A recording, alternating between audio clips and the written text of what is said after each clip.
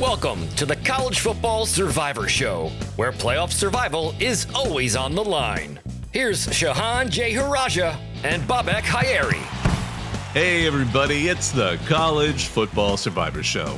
I'm Bobak Hayeri with my co-host Shehan J. Haraja, national college football writer for CBS Sports. We're glad to have you with us. You know, we're going to take a look at Week 8 as we try to figure out who our survivor pool should include, as well as rank the home field advantage of that group of contenders. But before we dive in, let me remind you can find us on X and TikTok at CFB Survivor Show, where we have video highlights of the show, run polls, and listen to your feedback. Take a moment if you can, like, rate, and subscribe. We appreciate it. Write a review. We always enjoy those. But let's get to the meat of this. So, well, first of all, Sean, how are you doing?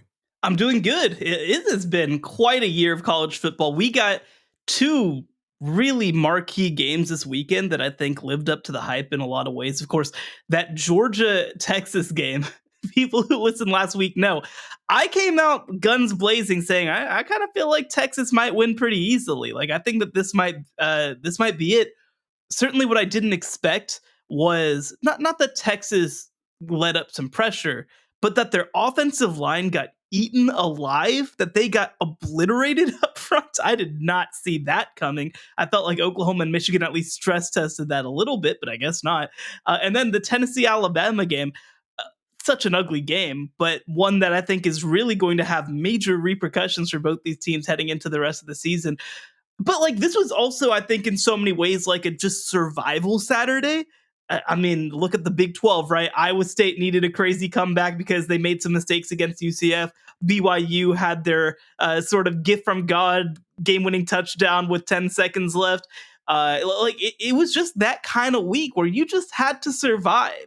Now, of course, we were required to kick off a team from our list of contenders, and we were asked, why is Alabama not under consideration to be kicked out? Well, it's a very simple answer to that question. We knew this was going to happen. We kicked them out last week. We were done with them. We're the geniuses who said Texas has a 95% chance of making it in the playoff, and now I'm like, I think I might revise that number. They're still going in, but 95? Yeah. At the same time, it made us kind of like go back, because I even said, like, it is sort of funny, though, the schedule, if Georgia's going to win, we're going to look at Texas's schedule and notice, like, ULM was probably the best team right at this point. And my goodness, with with Michigan losing again, it definitely feels that way. My goodness. But yeah, Alabama, though, that was it. Like, if there was a team that kind of played their way out of and now, again, Alabama it's still possible with their schedule. They could play their way back into it, but they definitely took themselves out of the long-term conversation for now. I mean, I don't see a game coming up where they're going to necessarily to play their way back in. And but Texas at the same time, I think we're gonna talk about whether or not they should stick around as well. My goodness, just to remind everybody how this works, we have a survivor pool of up to 12 teams. Now, we only had 11 going into this week. Now, doesn't matter how many we start with in a week, we still have to vote off at least one team. And we can vote off more than one, as we have done before. If we have a situation where all the teams won, we still have to vote someone off. That can get to be an interesting conversation. It makes us more reactionary. And then after we vote a team off, we get to vote who we're going to add on, if we're going to add anyone on. Now, there are a few requirements that were added because we're in the 12-team playoff.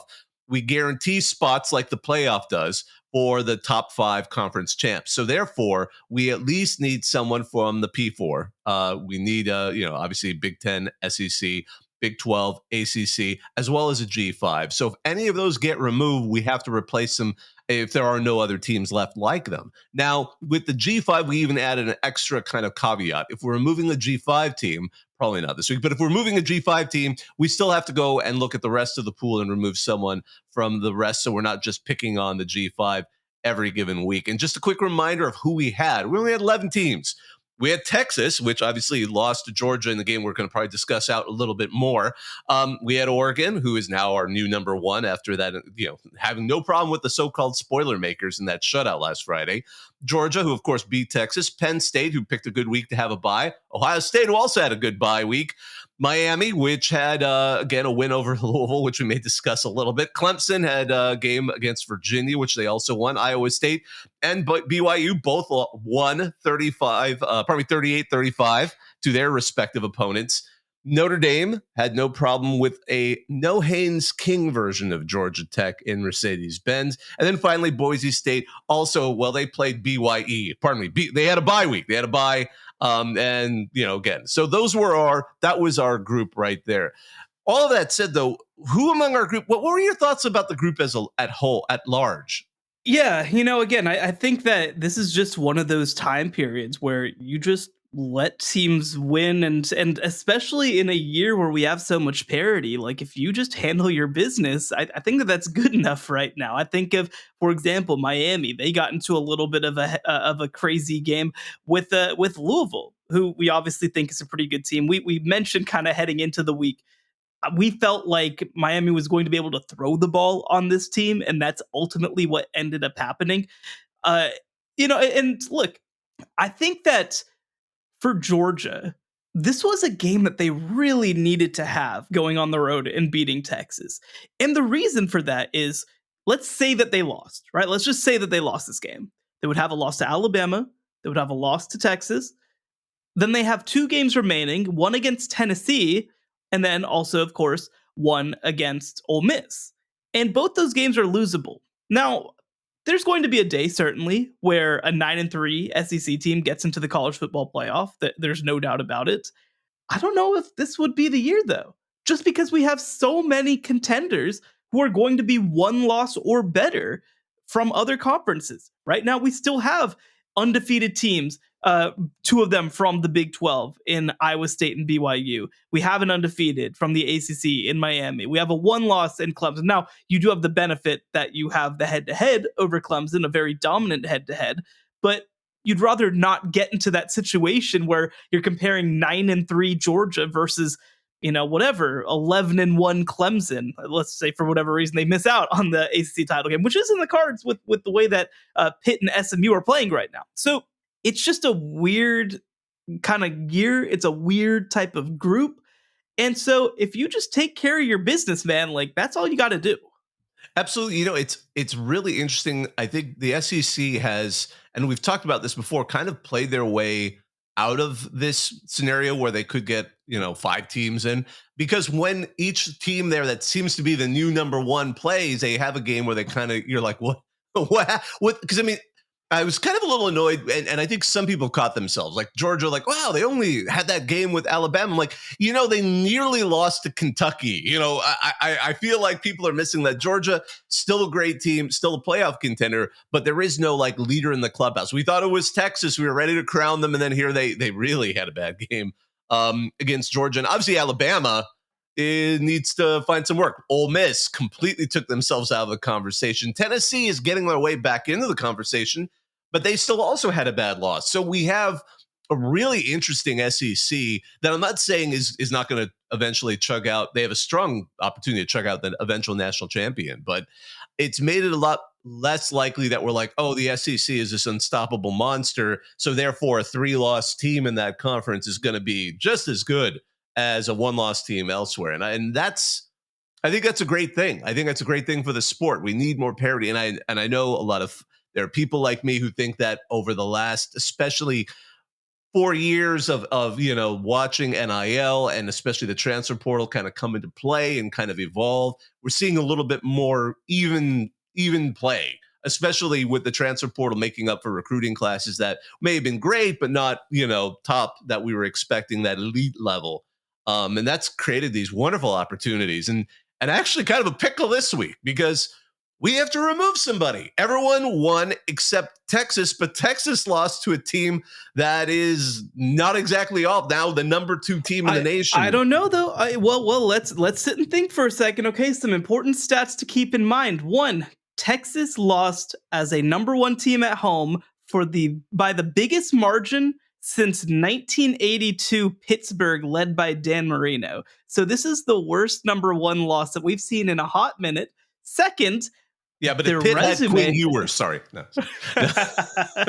Well, yeah, maybe they needed a backup quarterback over at Pitt to throw into the game in order to beat Notre Dame that year, which they were unable to do. Second of all, take away, you add this loss to the schedule. Let's take a look at Texas's resume. Like you said, there's only one team on their entire resume to this point that is likely to make, or that would be considered a lock to make a bowl game, and that would be Louisiana Monroe. UTSA has been, unfortunately, because I love Jeff Traylor, they've been terrible this year. Oklahoma looks on track to miss a bowl game right now. Michigan is at danger of missing a bowl game right now. So you're probably banking on like Michigan being the 38th best team in the country and not being able to pass the ball or something like that. All this to say, obviously we're not voting Texas out, but I do think that their place in this world just changed a lot, because we kind of, based off of their first half of play, just assumed when the competition racketed up, they'd be able to elevate themselves. At this point, it hasn't happened.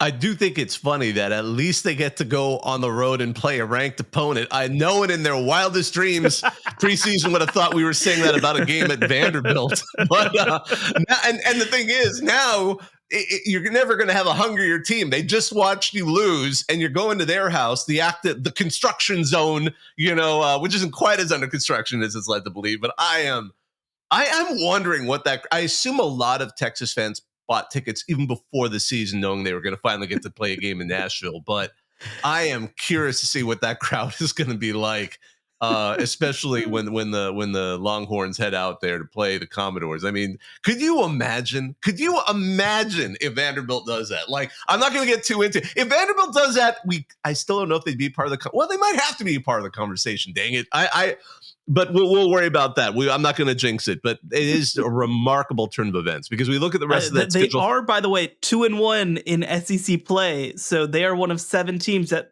is very much still alive for a berth in the SEC title game, and they also have a head-to-head tiebreaker against the University of Texas. They also play 3 top 8 teams to end the year, but that's beside the point. Yeah, exactly. We're just going to celebrate this moment for Vandy in a moment. But the thing is with Texas, though, other than Vandy, Florida's been a little bit better than expected. I mean, they're aiming for bowl contention, which is, could be worse, especially with some of the preseason prognostications. But Arkansas, Kentucky, that Texas A&M game is going to potentially take on a whole lot more importance. And I know a lot of folks have been saying that, because Texas A&M has been looking pretty good ever since that opening loss to Notre Dame, which again ended up being a good loss, so to speak. Could you imagine if it comes down to that Texas A&M game was going to be big before, but imagine if the stakes are Texas knows they kind of have to win that to even be in the picture to potentially maybe go to the SEC title game or their at-large playoff hopes. I mean, do you think it's possible that if Texas goes to that game, loses, that they may not be part of the conversation anymore, even though they would have only 2 losses? I think that they'd certainly have to be out for the moment, because here's the reality, right? Like, when you look at the SEC contenders, there are going to be certainly, I mean, no surprise, multiple teams from the Southeastern Conference that make the field. But there's a logjam right now. Most of it's going to work itself out on the field. Texas plays Texas A&M. Texas A&M also plays LSU. Both of those games, I would argue, are, at least for one team, elimination games. For Texas A&M and LSU, both teams, I think, maybe are heading into an elimination game this week. Georgia, again, still has some tough games remaining. Tennessee, Georgia is going to, that could potentially knock Tennessee out of the conversation as well. So, I don't think that you can afford to lose games that you shouldn't lose along the way if you're one of these teams, because I think that the top 3 teams in the SEC should feel pretty confident that they're going to get in. I think that being the 4th team is where you start to run into some questions. And then the 5th team, again, we both projected 5 SEC teams at the beginning of the year. I think that's off the table right now. So I would encourage every team on this list to not lose unnecessary games. For example, the way that Tennessee did earlier this year to Arkansas. Yeah. You know, my question now is, of these teams, and I agree, Texas isn't one we're probably going to vote off. It just, the precedent isn't there. You have a top 5 matchup. If you lose, it's usually not going to get rid of you. Just like, for example, obviously and Ohio State, pardon me, last week and previous games before, well, the Alabama Georgia game, which of course then turned really weird after Alabama the next week decided to lose to Vandy. But heading into, looking at the games we had this past week, the other 2 games of note that maybe a little close. Well, there were 3 games that I think that were closer than they had any right to be. Um, we've mentioned 2 of them, and you said it's not as big of a deal. Obviously, Iowa State and BYU survived challenges at home, both of them, from UCF and Oklahoma State by identical 38-35 scores.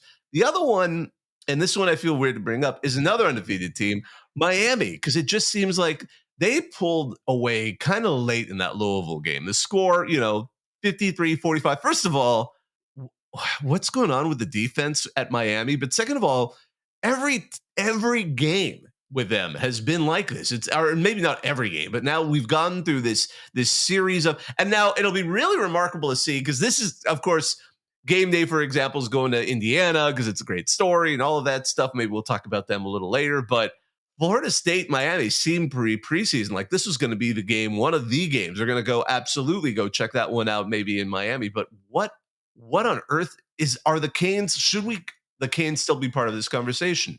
Well, so let's talk about all 3 of these teams a little in tandem, right? Because all 3 are still undefeated. To me, they still should be in this conversation, especially while we have teams that have losses that are still in this conversation.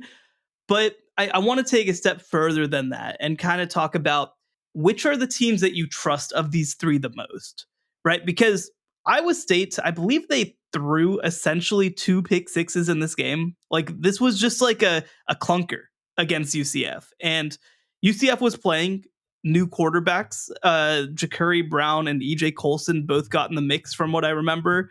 And like, they just had a clunker, right? Like, they just had a weird game. BYU, similar deal. They had been so dominant over weeks of action, but this was a backup quarterback coming in, giving you a little bit of a different look. Although, by the way, when their backup quarterback, Garrett Rangel, went out with an injury, Alan Bowman came back in and BYU took the lead back after that. And then Alan Bowman took another lead, and then BYU throws the touchdown with 10 seconds left. So, like, I feel like I'm more willing to forgive sort of like a weird day, a weird performance. Like I've said all year, right? Like, I am willing to give teams a mulligan, a mess up.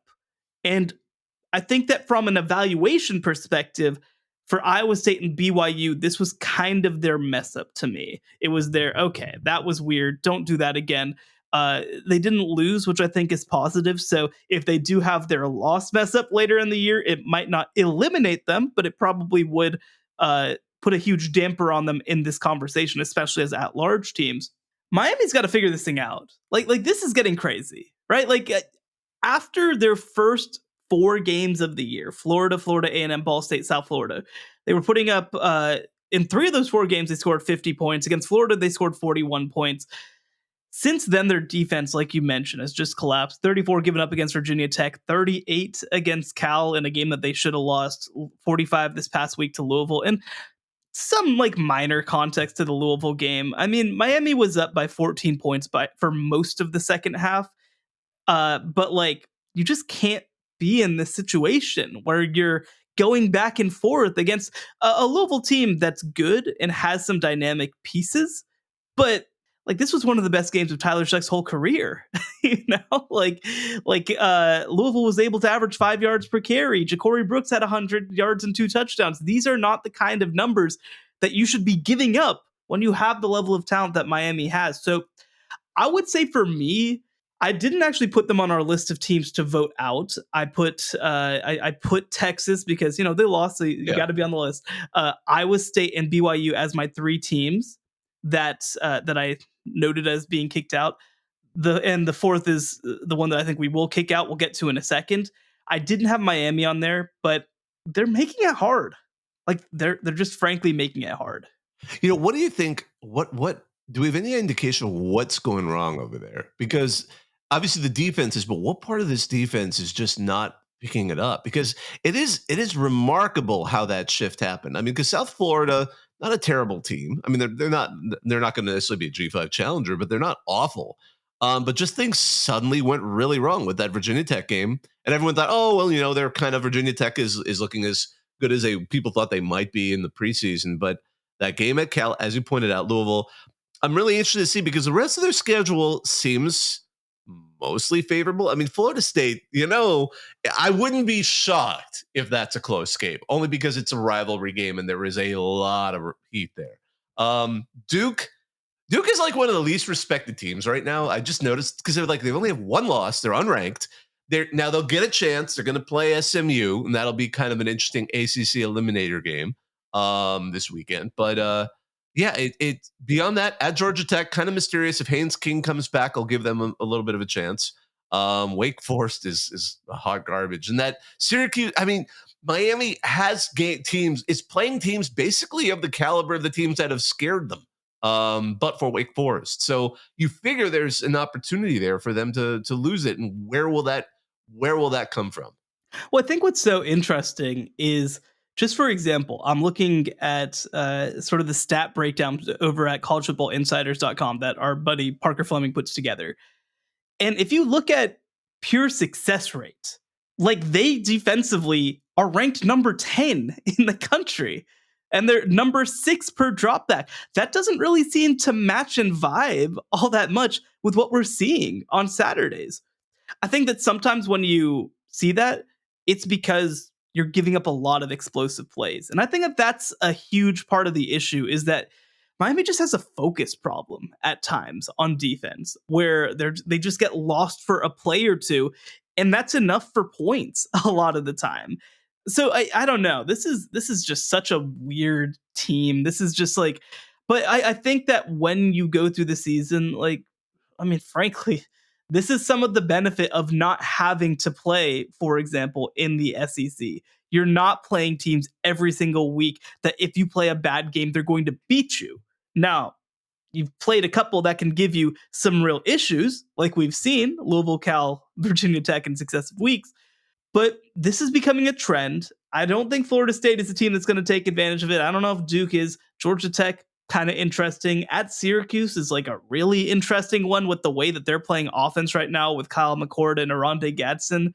But maybe the offense is just so good, it's not going to matter until they play Clemson. It's fascinating. So one other team we're probably going to talk about. What team will be that? Because, I know you put one more on our list that was a popular selection for voting. But what do you think of that? So here's a team that has a loss already on their record, and we voted them in. And I want people to remember, we are required to vote off a team. I don't think that any of the 11 on our list right now need to be voted off. I think that that potentially, depending on what happens in the coming weeks, actually there's a big game this week maybe to keep an eye on. I think that this team could get voted back on immediately and would deserve it if that happens. But I don't know. I think that Notre Dame is looking a little suspect when you put together their full resume. They have the win over Texas A&M, which is aging decently well. Yeah. The Louisville win, less so. Their performance against Georgia Tech was okay. And they still have that loss to Northern Illinois. So I don't know. Well, I just think that when you look at the totality of these resumes, because I do want to point out, from a pure power perspective, I would make the case that BYU has been down to down, probably the weakest of these teams, but their resume is the best of these teams. They beat Kansas State, they beat SMU. I don't know how you can argue with those two things. So I think that when you talk about the combination of the level that they're playing right now and the resume that they have, I think Notre Dame is the team that should be kicked off right now. Yeah, Northern Illinois has not been doing them any favors. They are currently in the bottom half. They are of the not MAC. good. Yeah, so which only means you're almost anticipating another loss if they're ever going to have a day like that. Maybe they won't, and maybe they'll play the way back on, because again, they have a ranked versus ranked game, so that's great. It's a kind of quasi-neutral site. It'll probably be more of a Notre Dame fan base because it's one of 2 games they're playing in the New York area, both against the service academies, as we discussed. This is going to be at MetLife. against Navy, which is a ferocious offense. I'm actually really curious to see this It's going to game. be something else. Navy Blake Horvath learned the name. Yeah, I mean, Navy could potentially play themselves into a very interesting situation. And then, of course, down the road, they're going to play Army in Yankee Stadium. So we'll get opportunities to see them tested. I'm okay with that. I'm okay with removing Notre Dame because I was kind of hesitant to even bring them back. And at this point, all right, because again, they can win out and get on that. And they're so lucky that the service academies have ended up having life because USC, okay, I'm not even going to I don't even want to deem them with extra conversation, but I can't tell. Like, no, if anyone can tell me what's going on with Notre Dame, with USC, other than they are the epitome of why some teams will have slogans that are just finish, like that is USC right now. Finish. Fourth quarter leads and all of their losses. But all that said, the USA ain't doing them any favors for that finale. To be fair, I think that cutting off more media availability will probably help them win. They probably have just been spending too much time stretching in front of the media, and now they'll get to stretch not in front of the media.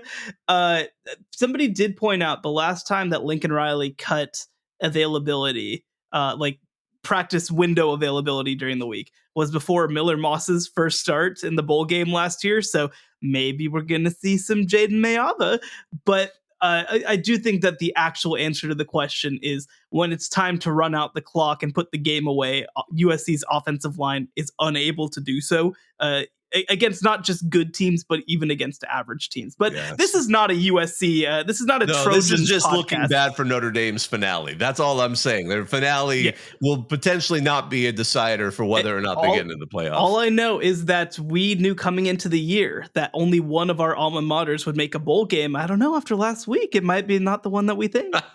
Yes, I agree. No, I'm not gonna criticize that. That is absolutely where it seems like we're going. All right. So that means Notre Dame, you're out.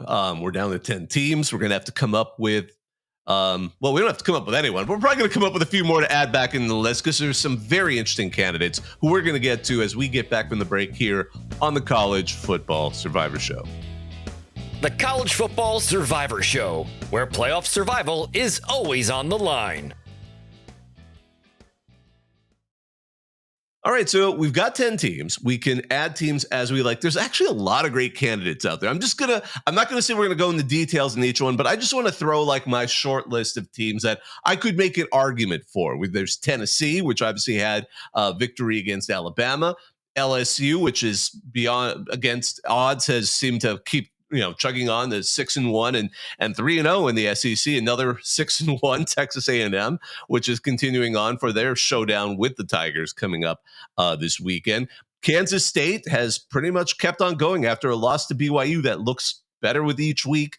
Illinois put Michigan finally out of commission, out of the top 25 with a commanding win at home. Mizzou has managed to keep alive with a game against Auburn. SMU, I'm just going to bring them up too. They're another interesting candidate in the ACC, undefeated in conference with a pretty resounding win over Stanford. They've got a game coming up against the Duke team we mentioned previously. And then I'll just quickly go through the undefeateds that are still out there. Indiana had the biggest margin of victory of all FBS teams when they smoked Nebraska 56-7, and they got themselves a game day coming in with Washington. Although again, their quarterback is out with an injury. So although they did well with the backup even during that game, Pitt undefeated. They were on a bye. They're going to be playing Syracuse on Thursday. That'll be one at least watch regardless. I'm just saying that's a must-watch game, I think, in ACC action. And Army, 7-0. They're going into a bye week. It is amazing. They're 6-0 in conference. Like, not many teams have basically come really close to locking up their conference. It's title. Nuts, isn't it? Yeah. And then they get a bye, and then they're going to be playing Air Force, which it was really a mess right now. Navy, as we've said, they're undefeated. They're going to be playing Notre Dame. And I just have to say them. Liberty, they had a bye week. They're going to be playing Kennesaw State tomorrow, or I should say Wednesday, which is not tomorrow. That's actually Tuesday. Let me tell you, it has been an interesting week for me with calendars. But all of that said, of that group, who do you want to talk about? Let's start with the Indiana Hoosiers. And the reason that I say that is you mentioned it. 56-7 against Nebraska. the biggest win that Indiana has had against a Big Ten opponent since a 49-point win in 1945 against your Minnesota Golden Gophers. A little bit of a different time back then, I think you could say. But the biggest reason is, I said it heading into the week, this was the stress test for Indiana's offensive line. They had played incredibly to this point, but Nebraska is a different kind of challenge, and I wanted to see how they matched up. And the answer is freaking amazing because they score 56 offensive points. By the way, a lot of these points came after starting quarterback Curtis Rourke went out of the game and Taven Jackson was put in, and they still played awesome offensively. They were still consistent. It's crazy what they're doing right now. And here's the thing. I want to be clear about the path. They still have to play Michigan, who doesn't look all that good. So let's just say you beat Michigan. You go play Ohio State on the road. That sucks. You're probably going to lose that game. It probably doesn't matter. And actually, the other piece of this is that it might actually be the perfect situation for them, because they would have a tiebreaker loss against Ohio State. So they probably wouldn't have to play in the Big Ten title game, which would leave them at 11-1 heading into the playoff weekend. The question for them is going to be, okay, well, they probably don't have a ranked win, most likely. That's going to be a complication. At the same time, I don't think an 11-1 Big Ten team is getting left out. If their only loss is to the number 1 or 2 team in the country, like I don't think that team's getting left out. So I think that they are perfectly positioned. They've proven that they have the ability and the power to do it. And I said last week, they were just about, they averaged just about 20 points per game in their margin of victory against power conference opponents. I'll have to go back and recalculate that, because a 49 is going to help that. Yeah, they're in an interesting situation, because we've had the conversation about, especially early in the offseason, talking about, which Big Ten team maybe has a weak schedule, or SEC team, because Mizzou is part of that conversation over there. But in the Big Ten, we were talking about Rutgers, we were talking about maybe Iowa, teams that had weak enough schedules where they might go all the way to the end with maybe one loss. And would that be enough to get in the playoff? With Indiana, we may have that very scenario, except in the games that might not, and again, who knows, they could beat Ohio State. But other than that Ohio State game, if they keep playing at this level and absolutely wiping off the earth their opponents, they're going to look great. I mean, it's going to be almost impossible to ignore them. And I agree. I think at this point, if Indiana keeps playing like this, and even if they take a loss, they are going to absolutely be a playoff contender. And yeah, they're the surprise. I mean, they're doing what used to be Penn State's role in all of this. It's like they're cleaning everyone's clock. They're going to lose the big game, and then they're going to still end up a part of it. I would actually love to see an Indiana-Penn State game. We're not going to get it unless we get it in the playoff for some reason. But like, that would be a really interesting game, because it's just like Ohio State is just doing stuff right now that I just don't know that any sort of quote unquote normal team can hang with. And Oregon beat Ohio State, so that's just but like Indiana Penn State, I think that would be a pretty interesting game. Penn State showed I have to say you did not include the possibility that they could meet each other in the Big Ten Conference Championship. That would be true. When both Penn State and Indiana beat Ohio State, absolutely. There we go. When Ohio State is a 9-3 team. Could you imagine the message boards? I can't even fathom it. Like, there's going to be places that are literally going to melt down. They are going to drive down the road to wherever it is and burn down the Just for Men beer dye factory. They're going to burn it to the ground. Oh my goodness. Yeah. So Indiana, I think we're going to put you on our island. That is probably one of the easier votes. You proved it to us. We always say if they'll prove it, they'll get it. And that was it. That was a proving game. Now, and by the way, our Twitter voters jumped in, and 82% said, yes, it's time. Put Indiana in the field. Now, the next one that I want to talk about, because I will say, I only put 2 teams up for a vote, and we can certainly vote in others if we want. We're only up to 11 teams, so we have the ability to add more, and I would argue that after last week, we should add more. We should. The next one that I put up was LSU, and I will say, the voters said no, 64%. So we have to be unanimous together on this if we decide to put them in. What are your thoughts? Well, the thing is, since we only have one spot left, I would actually frame it like who would be the other team, and I agree we Sure. should add somebody. So I mean, when I was looking at the group, their opponent Texas A&M is certainly an argument. You could argue them in this conversation as well. Tennessee, after beating Alabama in a very hot game, was also interesting. And then I kind of look at who each of them has potentially lost to. Now I'm going to say the other team that I'm going to give them a little more time. I mean, Illinois, you get to prove yourself for us because you're going to go play at Oregon. So if you beat them, you're absolutely in the conversation. But for now, we'll set you aside, Illinois. Kansas State, I like them, but let's just, the Big 12 will eventually send who they want to send our way. But as for LSU, Tennessee, and Texas A&M, I mean, obviously A&M lost in the opener to Notre Dame, which has been a good team, although we just voted them off, but we had to. That's a good loss.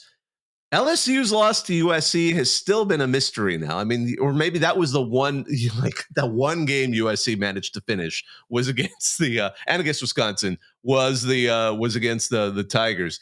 And Tennessee, though, that loss is still weird, but that win looked remarkable. But is it that, or are we going to look back?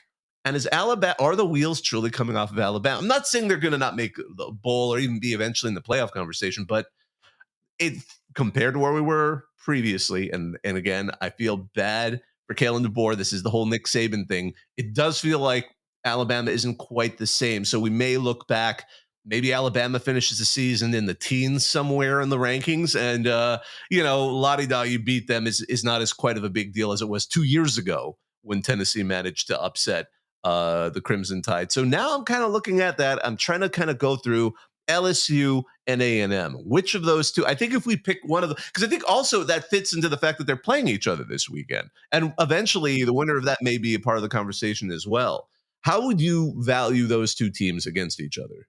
It's a great question. And I'll tell you what, through the first couple games of the year, I was like, get LSU out of my face. I refuse to even acknowledge them. You are unserious. You lost to USC. And I thought that USC was a good team even at the time, but the way that they lost didn't inspire a whole lot of confidence in me. I think that two things have changed since that early season going. And by the way, they beat Ole Miss in a really close game 2 weeks ago. I actually think that it matters a lot to me that they handled business against Arkansas and did not let it become a game. That has been so rare this season, even for the big dogs. Like Georgia isn't handling business week to week. So I think that the way that LSU went out and beat Arkansas on their home field by 24 points matters to me. But the two things that I think have changed most. One, the defense is starting to come along under first-year defensive coordinator Blake Baker. I really don't think this is the case, but I will say I feel like it has clarified things a little bit at linebackers since Harold Perkins went out. Yeah, definitely. Like I feel like I think that's not bad at all. Yeah, like they're not better without him. I want to be clear about that. There's a way to use him, but it's easier, I would say, to play defense when Harold Perkins isn't something that you have to figure out. And Whit Weeks at linebacker, have you seen this kid? They're calling him the Honky Badger. Like the white honey badger. That's crazy. That's crazy. He transferred in. Do you know where he transferred in from? He was playing at the University of Virginia and then transferred to LSU, and now they got him in cornrows on the sideline. It's crazy out there. Louisiana is a wild place. I love that we get it for college football. I will get a chance to talk about Louisiana as a concept in just a second. But I do think the defense has actually improved. And then offensively, it's been huge for them that freshman running back Caden Durham is stepping up. And, he was a 5-star kid. And over the past couple of games, they've let him be their number one back. He rushed for 101 yards and 3 touchdowns against Arkansas this past week. And just having anything else to help Garrett Nussmeier on offense is a huge help. On the Texas A&M side, just real quick, defensively, they're coming together in a big way. I still have some questions, though, about their offense. This will be a great test this week for especially their passing game. I mean, I know that Le'Veon Moss at running back is going to do some things for them, but they need receivers to step up. That hasn't happened to this point. So I lean LSU Could I just right say one now. thing? Could I just add one thing? You're absolutely right. We have to give LSU credit for that overtime win over Ole Miss. But at the same time, if we're talking about a separation game, Texas A&M absolutely took Mizzou off the conversation Sure. just a couple of weeks ago. So After doing it the same also, by the way, against Florida, who doesn't look like a good team, but it doesn't look as bad as it once looked. Yeah, so I just want to say if we're looking, both teams have similar records. They both dropped the opener. Texas A&M's loss looks better, as the season ends. After that NIU loss, I think a lot of Aggies were like, "Oh, no."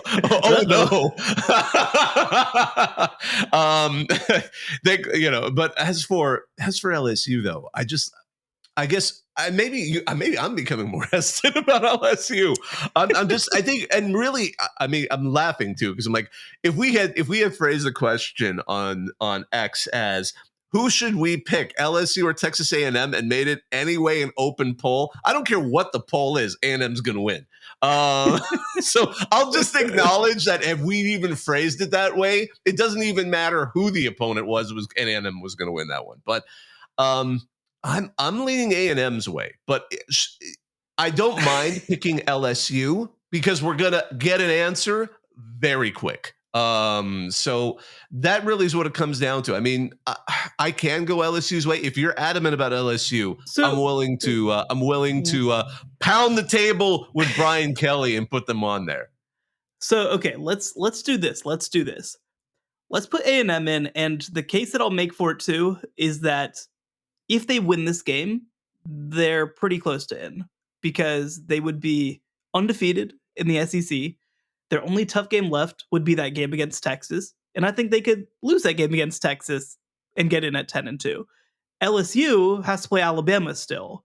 And they would have, again, 2 losses, obviously.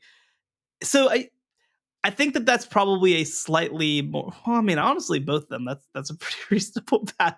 I don't know. I keep going back and forth. Well, with this LSU still has a tougher schedule. They still do because they have Alabama. Florida has been not as bad as described. Vanderbilt's not as bad as described. Yeah, so I mean, I never thought Oklahoma would be the weakest of that particular final stretch, but those are the times we live in right now. I promised the internet I wouldn't talk about that one anymore. I think that we've about reached saturation on my Oklahoma take, but let's put in Texas A&M for now, and we will have an answer, like you said, one way or another when it comes to this Saturday. This is a good kind of segue, though, to the final thing we wanted to talk about, which is the question of home field advantage. Because obviously with LSU playing at A&M, 2 teams that are known for their home field advantage, although, in the offseason, the college football, EA college football put that whole thing of putting A&M as the toughest place to play.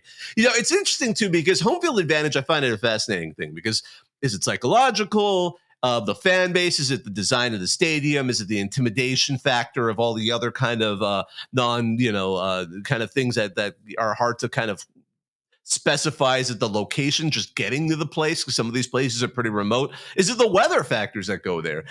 I was even pulling up some academic data. I found a University of Chicago study that said actually nothing really matters. Like, it was actually fascinating. Like, and maybe, maybe these eggheads just aren't sports fans, but the only thing they said had some fact, and even then they said fact and fiction, was home games are easier in terms of scheduling rigor.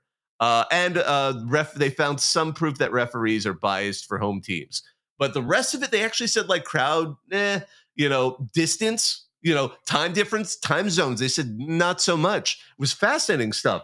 All of that said, I think what it comes down to is it's an inexact science, which makes it wonderful for discussion.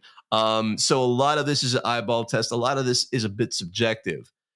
Setting that up, we're now talking about the teams that we have in our survivor pool. So again, we're talking no particular rank here. I'm using kind of just a random order. We have Texas, Ohio State, Oregon, Penn State, Georgia, Miami, Clemson, Iowa State, BYU, Boise State, and now, of course, Texas A&M and Indiana. Talking about places with home field, and I'm sorry, Indiana. Yeah. I just can't even say that with a straight face.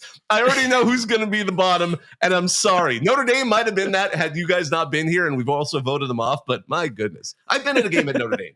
It is I really was actually cool, very curious. but- I was actually very curious to see where Notre Dame was going to end up on your list whenever you It put wouldn't it have been together. the bottom, but it would have been close. Yeah. It would have been because I've been there. bottom It's third. more like, oh wow, we're playing in a cool museum. Like it's not like we're playing.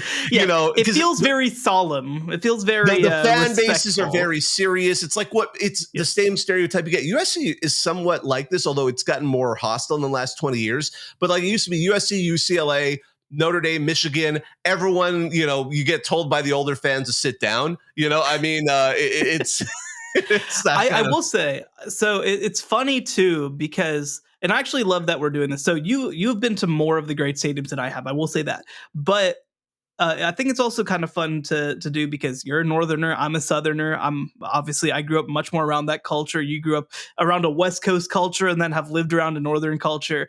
I do feel like, and you mentioned USC on that front, like part of this conversation, even I think in some ways, is the SEC in the South.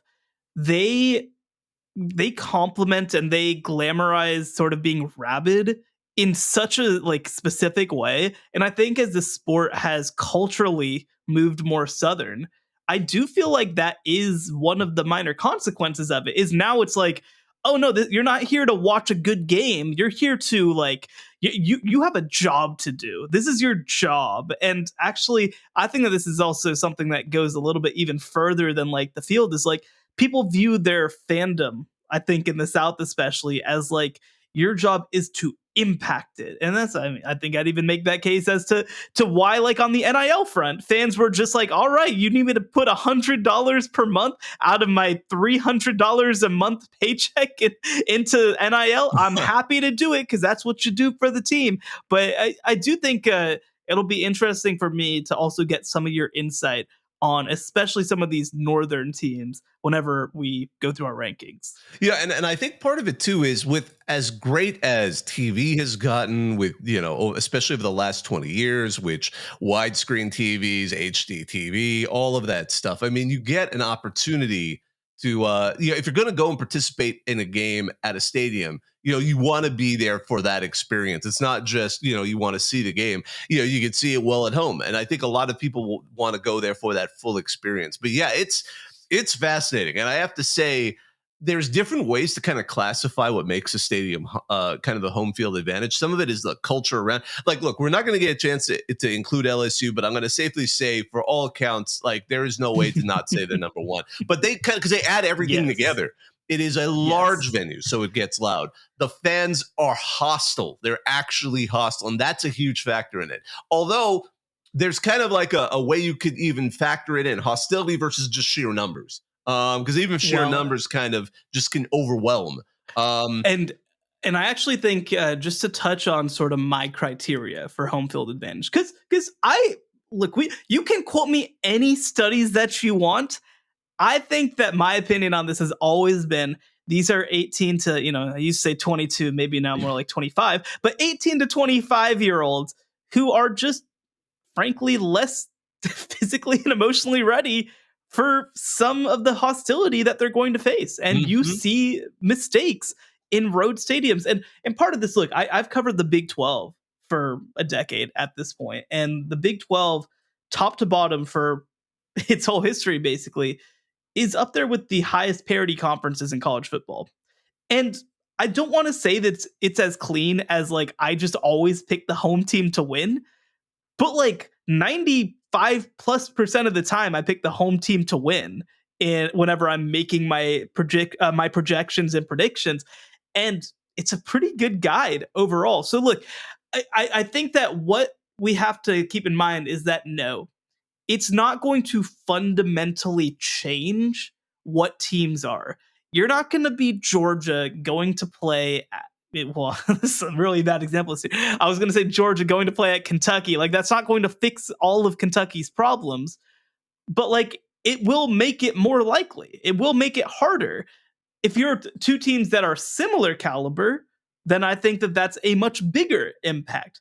And the reality too is that when you get to maybe the top 5-ish teams in the country, I think they're mostly able to insulate themselves from it by one, just being so good, and two, having played in those environments before. But I'd even make the comparison to like Texas playing against Georgia this past week, where like Texas wasn't used to the pressure of this game and Georgia was, because they've played in it so many times over the course of the past decade. So it's an interesting question of what home field advantage actually is.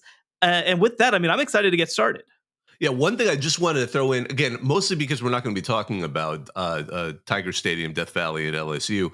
It is striking to see when I looked it up, because obviously another group that cares about home field advantage are the folks that like to do sports betting and set odds.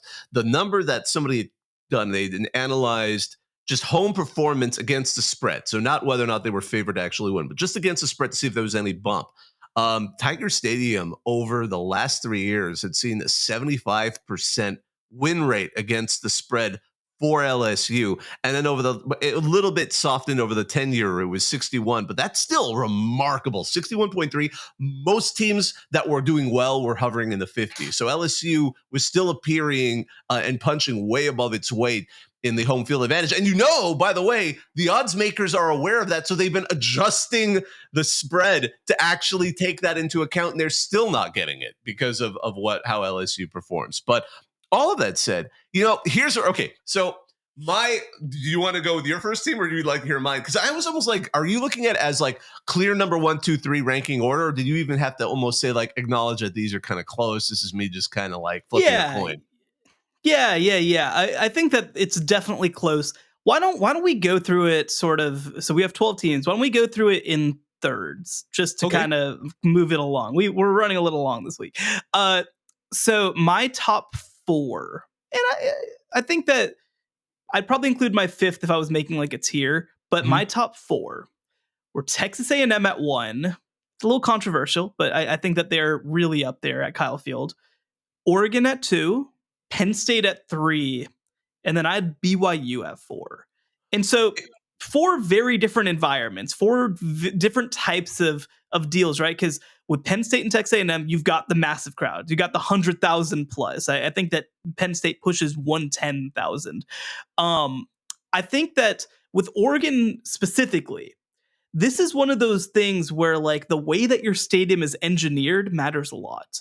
And Oregon has a very intimate style stadium with these awnings overhead that keep sounding. So you hear former players talk. They're like, this is one of the loudest places that I've ever been, even though it's 60,000. Like it's not a huge stadium, but it does such a great job of being kept in. And I think that like, I obviously went to Baylor. Like I've talked to other friends from Baylor who obviously are at a private religious school who understand that part of having a school like Baylor is that you have to have some level of family-friendly atmosphere. But like the way that BYU does it is incredible, right? Because they managed to keep like the noise and the passion and all that sort of stuff while still like obviously staying as a family-friendly environment. I think that so many schools, especially religious schools in general, could learn a lot from the way that BYU does things. So look, there are other ones, and we'll get to them in a second. I mean, there's some that are, like, I look down the list. Ohio State and Texas are 100,000 plus stadiums that I don't have in my top 4. Both that have great environments. But, like, I think that the way that these 4 are set up are just really well done. BYU didn't crack my top 4, but it is a very loud environment. If you ever watch their games, you see how loud it gets. You see how the students, it's crazy how they have it. You don't have to be doing anything like drinking or anything untoward and still be completely hyped up. And those fans, Cougar tails and nothing else, man. That's all you need. Aggressively nice. Like they'll stare you right in the eyes and say, like, "I hope you're having a great day." I mean, it's psychological weirdness, and you're dealing with the altitude. Like BYU is up there on my list, and they're certainly not at the bottom. and I'll say too, Avery Johnson, the Kansas State quarterback, who of course they lost 38-9 earlier this season in Provo, said it was one of the weirdest things because they're like almost complimenting you when you're walking around, and it's just so unsettling. And by the way, BYU fans after that game helped fund a GoFundMe for like his teacher who was dealing with a health it is crazy. Like the way that BYU does things, and look, I'm boring as hell. Like I'm a bland man. I don't think that this is a secret to anybody. The way that they do things, like I think that it is as good as anybody in the country. You're looking in the stands, seeing all these fans sharing a giant donut, like passing it to each other. You're like, what's going on here? Amazing. It's amazing. Strange. Oh yeah. No. Okay. So my number one was Autzen. I've been there. Okay. It is because Autzen and my number four, my top four were Oregon, Ohio State, Penn State, and Texas A&M. Sure. Now the reason I put Oregon up there and I included Ohio State, I've been to both. The hostility of the fans is on another level. Like Oregon fans, when you go there and you're wearing the other team's gear, they are in your face. If you're the other team, they are complete. And we've talked about this. Ohio State fans are kind of like on edge all the time. And that comes out. What? Like they are. Because that's the thing. It's not only the sheer numbers, it's they are there to win and they are there to destroy the other team. And they expect that. Penn State, I only put behind Ohio State because they're a little bit nicer. But they're still, 110,000 in Beaver Stadium there in Happy Valley. Now, Texas A&M also, the only thing with Texas A&M is there are a lot of them. They're kind of strange because obviously they have their own traditions and you're kind of looking and they're very obviously synced up. They just don't quite seem to ever deliver on what they always seem to just stop short of what could be there. They don't, even the numbers kind of see that out. Again, like the same data that chugged out those LSU, they said Kyle Field is actually 47% in the last 10 years. Do they meet the spread? 60% over the last 3 years, which is good, but most of that was Jimbo Fisher. So, I mean, you can take that as you will. Clearly not great in the long run. Wasn't good enough to keep Jimbo around. So, but I still think it's an intimidating environment. So not all that different. The only thing is I put Ohio State in there. How about your next four?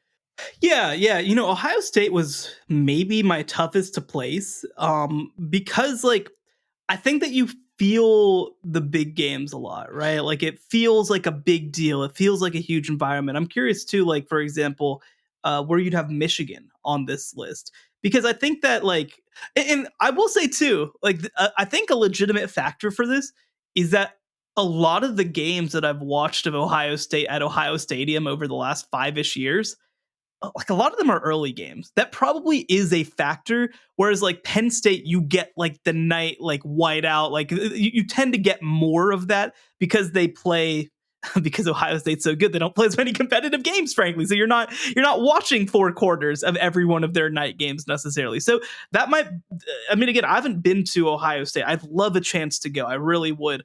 But so that might be a miss by me. But to go through, I had Ohio State at 6 behind Clemson as well. And to me, that top 6, like you could kind of shuffle most of those. I think that those are really, really close. And I mean, obviously all of these environments are great and I'd love to go to all of them. But at 7, I had Georgia. I think that it's a really good environment. I love some of the I definitely go back and forth on the light show stuff, but I think that the way that Georgia does it is probably as good as anybody. I think that it fits the vibe of the stadium really, really well. And at number 8, I had Iowa State, a smaller crowd, but a very rabid crowd, one that they show up and are great every single week. They've had to deal with a lot of bad, so they are loving the good. And they have a good climate usually. I mean, a hostile climate, yes. Quite literally, yes. For some of the opposing teams. So my next 4 are also, I'd say, a little more orthodox selections, although led by BYU for those reasons. And the altitude is definitely part of it, too. That's something you also don't get, and you're traveling all the way out there. It's something you have to factor in. The next 3, I actually had a little trouble placing them in any particular order. I put Clemson, the other Death Valley Memorial Stadium. It's an intimidating place to play, and obviously the Tigers make it. So Georgia, again, between the hedges, I agree. Although my only knock is every season, even when Georgia's been at its peak, there'll be some game that everyone's like, wow, Georgia's kind of playing with their food a little bit. And it's always at home. So I don't know if that's just a product of how they play versus the environment, but I've always considered Georgia to be a hostile environment. So I'm going to just say, oh, I'll look past that. And then again, just Texas. I think they're somewhere in between. They were the hardest one for me to place. Clearly, the environment there's gotten better, and I've been to DKR. I've had people who were Texas fans who are kind of like hosts there tell me like, yeah, they've done a lot to kind of step things up, make it more intimidating than it had been before. It was kind of in that because we were talking about that Michigan again. I would have ranked low. Nebraska I would have ranked low because they have a lot of people, but it's still a very kind of calm environment. I mean, wow, we're releasing balloons. I mean, it's not quite the same for Nebraska, but so Texas was a hard one only because though they can get loud and obnoxious there. But it is a little bit difficult for me to place. So I'm gonna get to my bottom four right now. I think that the bottom two, I just don't think that there's any conversation. Indiana at 12. Though I'm very excited to see what a marquee Indiana crowd will look like. Though it does kind of suck that they don't get Ohio State at home. They go on the road to play. And the Ohio design State. ain't great. Like the design, yeah. I remember when I used to play college football video games, ridiculous, and this is what it looks like from the field. Yeah, it's weird. I have to go back and check actual photos, and I'm like, they're that high up. Like, what is this? Yeah, not a great setup. And 11 I think is easy. It's Miami. No, the stadium is half empty half the time. It's made for an NFL team. The thing with NFL stadiums isn't that like a lot of the stadiums are amazing and beautiful, right? I'm in Dallas, we have AT&T Stadium. In Miami, you have Hard Rock Stadium. These are great stadiums, but they're not made for the type of fan experience and atmosphere that college football stadiums are made for, right? We actually, a quick aside, we're seeing a team try this with the Los Angeles Clippers. They're putting up that the wall, I think that they call it, where they basically have almost a vertical wall of that are going to be super cheap seats for the diehards, essentially. Mm-hmm. That's what college football is. Also, by the way, that's why it's frustrating when they get rid of those seats at college football games. But Miami just has that issue where their fans have showed up this year, but it's just not set up for that. The other two, so I actually had Texas at 10 and Boise State at 9. Texas is so interesting because it's packed. The atmosphere is great, and especially being around the tailgates before, they have a downtown street where they've got tons of attractions. Oftentimes have a game day concert. I love getting to experience a game day in Austin. I hate the setup of the stadium. It is a giant concrete window that is completely built for sound to escape the stadium. Mm-hmm. It's an engineering issue. It's not a fan issue. I think that their fans are very good, but it's just so wide. I actually remember my first time going to a game was actually with my high school girlfriend who went to UT back in 2012 when they played Baylor, and they had the freshman tickets that you got. So we were in the very top, and we felt a billion miles away. We were watching it essentially on TV in real life. It was crazy, and so it was just it's just not made to make you feel a part of the experience the same way. And some of this, I haven't been at the top deck of Ohio Stadium. I haven't been at the top deck of Michigan Stadium. Maybe that's just an issue that stadiums face. But I just look at, I have been, I guess, pretty high up at Kyle Field. It doesn't feel like that, right? It's just kept in to make you feel a part of the action in so many ways. I think that just for me, it ends up being an engineering issue. And it'll also be interesting to see how the environment improves as Texas starts to get marquee games year over year. It's a huge part of why they went to the SEC. Yeah, it's interesting. So I actually put Boise State as my what are we at? That would be the number 8. I put them as my number 8 because I thought it's intimidating to go out to Boise, the Smurf turf. It can be cold there. At Albertson Stadium, but it's still it's still not quite as intimidating as it could be. Iowa State, I kind of now wonder if I should have moved them up a little bit because Jack Trice is tough. It's really good. Although again, they just I don't know what doesn't work, but they tend to play games close there. And the numbers kind of go there. But again, they can produce wild upsets that are well known. And then my last two, I just reversed them. I had Indiana. I gave them the benefit of the doubt only because I don't like some of these NFL stadiums. The other problem is too, and Miami and UCLA and UConn all share this. They're just so far from the campuses. They don't play anywhere near where the campus is. This isn't like Coral Gables was way closer to the old Orange Bowl, but this is ridiculously far away. And to be fair, not all NFL stadiums are terrible, but over the years it's just trended that way. I mean, Pitt, I don't know if some of their fans regret that they demolished the on-campus stadium and then they play whatever they call it now. Obviously or whatever. Yeah, UNLV obviously plays.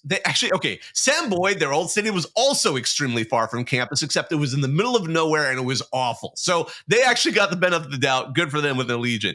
The old one, though, I'll just mention is one of the rare exceptions, so to speak, was USC playing in the Coliseum. Like it's had NFL teams. It's just right next door, so it didn't really matter. And the NFL teams actually got annoyed because it still felt like they were playing at USC's house. So that was a weird exception to that kind of scenario. But yeah, NFL teams for the most part, NFL stadiums get ranked pretty low by me. So I think we're pretty similar overall. Just a couple of things we're flipping, and I'm glad we both gave respect to BYU because that is an underrated environment in so many ways. I recommend you go there as a neutral or a visiting fan, you'll have a great time. I'm serious, folks. Just do it. Well, you know what? We've been going on for quite some time here, so we're going to go ahead and wrap this one up. I just wanted to thank all of you for listening to this. I'm going to thank our producer, Joey Aliberti. Be sure to like, rate, and subscribe to us wherever you get your podcast. Write a review. You can find us on X and TikTok at CFB Survivor Show. We always appreciate when you go there, especially to vote in our polls and things like that. He's Shehan J. Raja. You can find his work at cbssports.com and at Shehan J. Raja on X and TikTok. I'm Bobak Kyrie, part of the group that runs Reddit CFB. Thank you for listening. The College Football Survivor Show, where playoff survival is always on the line.